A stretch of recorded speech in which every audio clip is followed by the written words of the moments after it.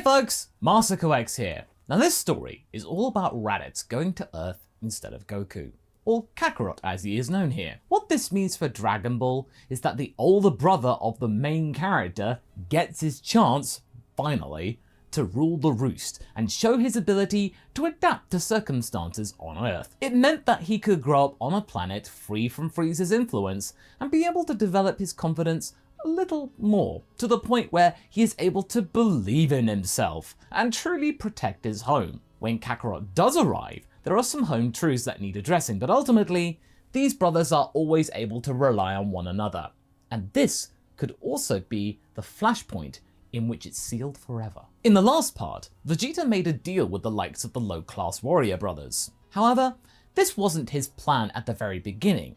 He grossly misjudged the powers of both Kakarot and Raditz, since in this timeline, he cannot sense energy without a scouter, and since he wasn't wearing one when he was talking to the brothers, so Freeza didn't listen in, he got informed of his mistake in a very direct and very Saiyan manner. He pivoted his stance and chose this opportunity to try and take Freeza down when he least expected it. And by the way, I made a little bit of a flub. Instead of Goldo telling him about Frieza's transformations, he heard it from Zarbon, my mistake. The original plan for the brothers to revive Nappa also goes by smoothly thanks to this arrangement, and the caretaker of Kakarot of old is now reunited with his charge, sealing the deal with the two brothers that the elder one meant well, and he meant business with trying to fix things. Now on course for the headquarters of Freeza, the brothers showcase their legendary Super Saiyan powers, with Kakarot showing off his version for the first time in public. That being said, this plan was a little bit slapdash, not to mention the fact that Vegeta never really expected them to actually defeat Freeza that quickly. You'd hope the tyrant would have taken them out at a fitter peak. But now this opened up yet another can of worms, which the prince realized. They had taken out Freeza on his home turf. And do you know who else lives on that same planet by any chance? King Cold. Let's resume. King Cold loomed over all four Saiyans, them completely blindsided by the sheer size of him. Not even the prince had seen Cold in person before. This was all brand new territory for them. Kakarot was still determined though, and gave Vegeta a snide look. You planned this, didn't you? You led us to our deaths just to get back at me. If Frieza didn't kill us, his father would! Vegeta was floundering at this point, and Raditz added to this. I should have known not to trust you. We took care of one madman for you, but ended up making this guy who made him even madder! Cold let them bicker for a while and observed them, making his own judgment as to what happened. In the end, he bellowed for silence, and the four Saiyans stopped. I've heard enough. Vegeta, you put these fools up to this, didn't you? There's no way that these low-class ruffians could have killed my son. I remember them, despite their advanced aging. Such an unfortunate trait of theirs. They are nothing worth speaking of. You, though... Vegeta tried to explain that these two were the legendary Super Saiyans of legend. Yeah, okay, Vegeta's trying to crawl himself out of a paper bag. You, pet, is this true?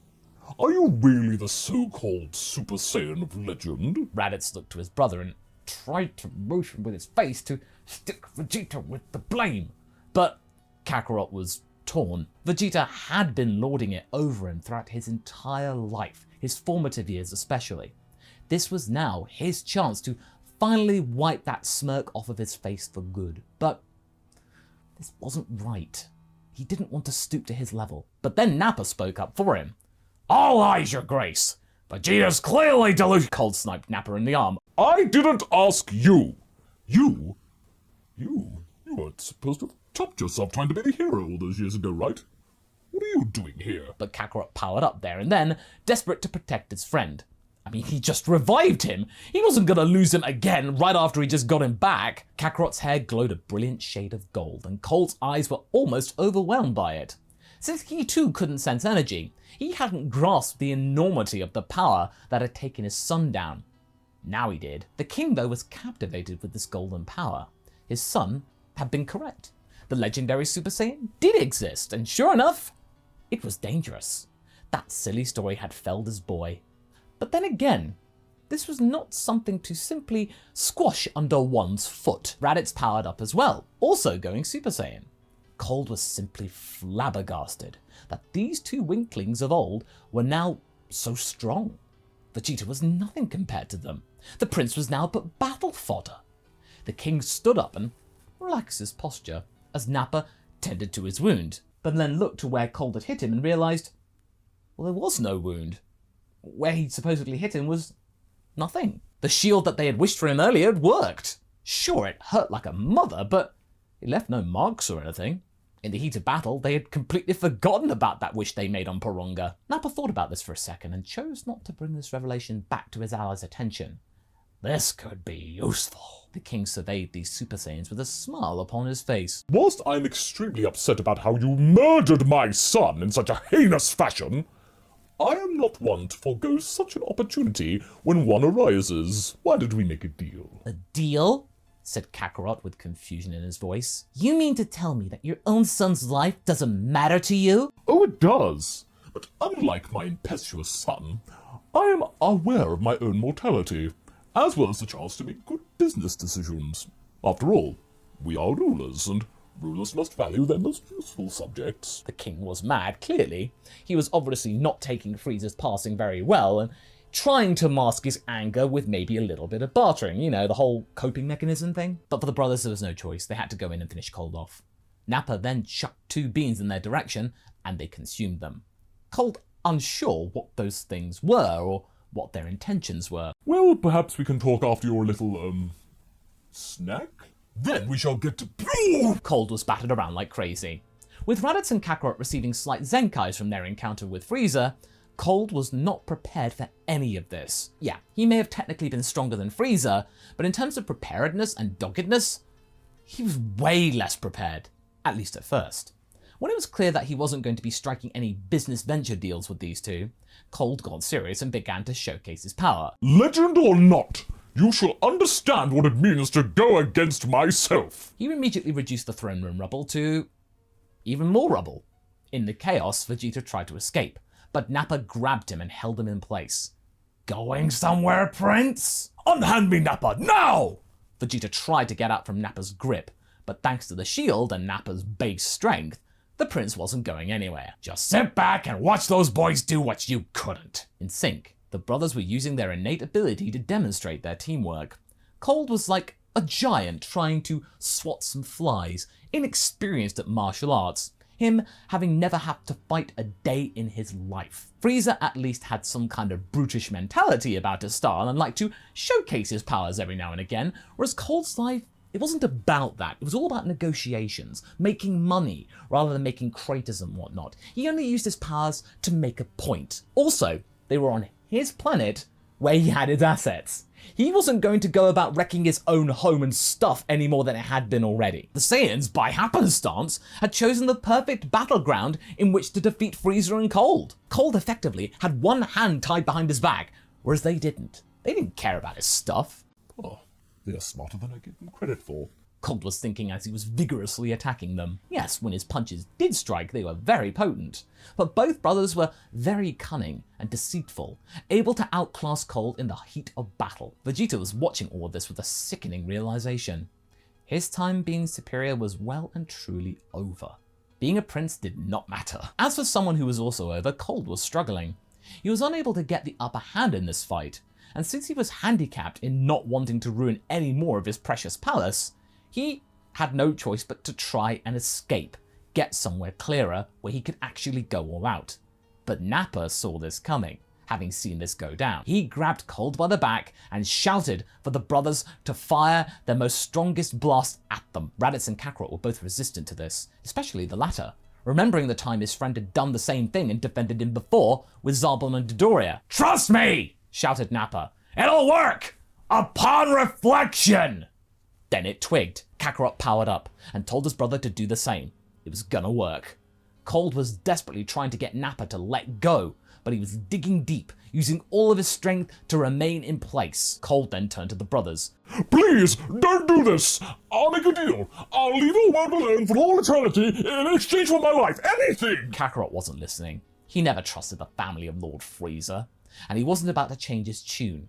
With that, the brothers fired 2 Kamehamehas, and Nappa braced himself, hoping his plan and idea would work.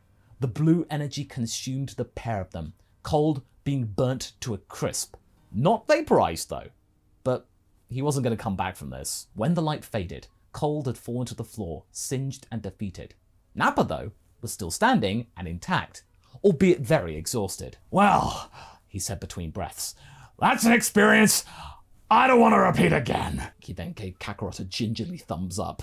Cold, though, despite being badly burnt and on the brink of death, was trying to lift a hand up, gasping for help, but Vegeta crushed it under his foot, a small yelp of pain coming from the crispy king. "That's what you get for messing with us Saiyans. I hope your final moments are in excruciating agony, just like the agony you wrought upon my people." He then walked away, trying to be cool. The brothers were, though, blown away by this sudden and somewhat very strong act of defiance. Where did that come from? Sure enough, Cold passed not long after that, and now was the matter of clearing up house. Vegeta and Nappa took care of that themselves, whilst the brothers gathered themselves, and they started to realize what exactly they had done. At long last, the Freeza force was in the process of being torn apart by Saiyans of all people. Justice. But what to do with Vegeta? He clearly could not be trusted, despite his noble speech just now. He had led them into possible death, desperate to try and betray them. And had they not regrouped and trusted in one another, it could have ended very differently. But one thing was for sure, though. The problems that they had in the past had to well and truly be left there. Raditz spoke up. "I hope you can forgive me, Kakarot. After everything, we make a good team." "Yeah, we do. I can't wait for Nappa to meet Chi-Chi." "That's all well and good, but we simply cannot let Vegeta go." "Well, I got an idea for that." And sure enough, he did. The next nearby communicator that he could find, Kakarot got in touch with an old friend from Mediani Galactic, his old haunt. On the blower was his trusty friend Mota. She was astounded. She had thought that Kakarot had died. "Far from it, pal. Listen, I wanted to repay you for saving my life way back when. Thanks to you, I found my brother and started a family. But I still feel bad leaving you without a Saiyan warrior on your books." Just then, Vegeta and Nappa walked back in and told them that they were ready to go, and the brothers then turned to him. "Just the man," said Raditz, cracking his knuckles. "What? Why are you looking at me like that?" "Nappa, would you give us a hand?" "With pleasure." With that, Vegeta was suddenly knocked out. When he woke, many hours later, he found himself in shackles, with a leg cuff on his right calf, and staring at a giant talking shoe-built humanoid bird thing. "Ah, good. You're awake. Name's Mota. Kakarot's told me all about you. That you're way stronger than he was when he last fought with us." "Last fought with... what? What's going on?" "I gotta say, getting the Prince of all Saiyans on our docket is gonna be a sweet boost for our bottom line." "You're... wait." The prince spotted the hoardings on the craft. Mediani Galactic. It dawned on him where he was. He had been sold down the river and imprisoned by Kakarot and his blasted brother. He tried to get free, blasting this bird brain away. But he couldn't tap into his power. He couldn't even fire a ki blast. Trying to get to your ki? Nope. We don't rely on those light shows here. Far too erratic. I don't think you can outpower any of us. We've taken precautions since Kakarot left us. You're not going anywhere." Vegeta shrieked. Now he knew what it felt like to be someone's pet. That was true justice. Vegeta was now a fighting monkey for sport. When the remaining Saiyan trio got back to Earth, they'd thought about what they had done. Sure, they could have easily sent Vegeta to the Galactic Patrol prison, but at least with Mediani, he had a chance of being somewhat free, living a decent life not behind bars. It was a prison of sorts, but he could at least make some money and a reputation not killing people. It was a fair deal for what he had done to them, and what he'd done to pretty much most civilizations out there. And another thing that was resolved was the dispute between the two Saiyan families. Over dinner, Kakarot, Raditz, Bulma and Chi-Chi got together, whilst Kyoto and Bulla played, and talked about what they had been up to over the last few years while they had been at loggerheads. It was quite clear now that these units were whole again, and that Nappa was going to be joining Chi-Chi and Kakarot living there. He had vowed not to hurt anyone again, having been granted sanctuary by Chi-Chi, and to also help Kyoto with his training. After all, Kakarot valued Nappa's training when he was a boy, so why not do the same for his boy? Bulma was utterly relieved to see this barrier that had been raised finally be eroded. at long last, things could start to settle down between them, and they could finally catch up after nearly half a decade of being opposing forces. Well, hold on to that thought, Bulma. This new bond may be tested soon. You see, not long after this encounter, a machine parked up at Capsule Corp, to which a young woman exited. This woman had green hair and quite a muscular physique, which went against her very fair face.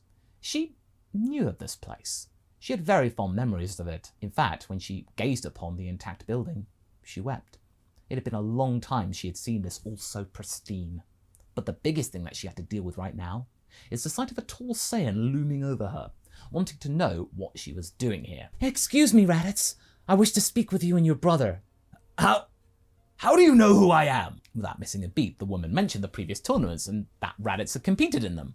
Oh, I see. A fan of mine, eh? Well, that's very nice of you to recall, but that still doesn't really explain why you parked up here in my backyard. I think you'll find it's Bulma's backyard. What? Listen, this is serious. I need to talk to you and Kakarot. Now! Raditz wasn't sure what to do with this one. Granted, she didn't seem like a bad egg or anything like that, and her power was quite interesting. It felt very familiar, but yet... "Papa, what's going on?" shouted a young girl, who ran over to the pair of them. The girls met each other's eyes, and there was a spark. The older one smiled. "Hey there. Can you help convince your papa to listen to me, please? I need to talk to him and Kakarot about something." Bulla didn't question it. She felt at ease with this one. "This girl's on the level, Papa. Listen to her." Raditz had no choice but to do so. "Well, either way, I've got bad news for you, Missy. He ain't here. This is where I live. Kakarot's over out in the sticks. Can this thing fly over there?" "Not ideally. This isn't the right plane of travel. I guess we gotta do this analog." "Analog?" She leapt up and flew away. "Come on!" She flew off, leaving Raditz to catch up frantically. And that's where we're going to be leaving things for right now. If you like the story where Raditz was a better person, you can also check out the original version, a 5-hour legacy of Raditz turning good, the best one. And I shall see you in the next video. Catch you later!